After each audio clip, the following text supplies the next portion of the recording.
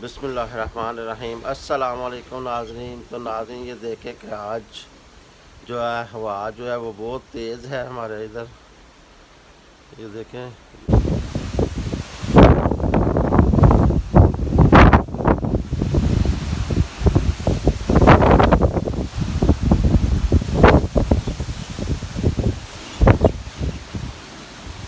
इस कदर तेज़ हवा है कि मेरे सारे पौधे जो खराब हो गए हैं।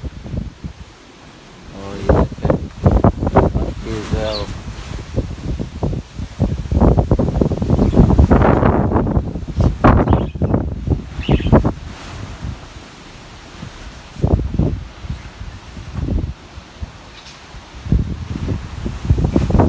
सारे पौधे टूट गए हैं।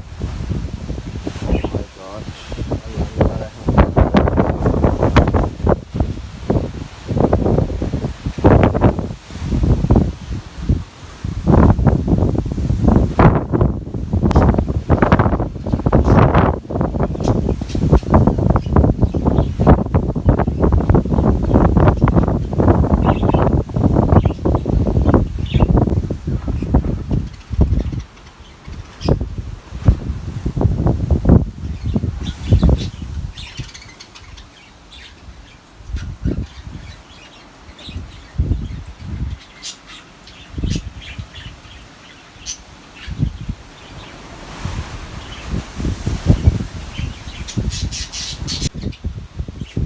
मेरे सारे फूलों के पौधे और पुदीना वगैरह जो है वो बिल्कुल टूट चुका है।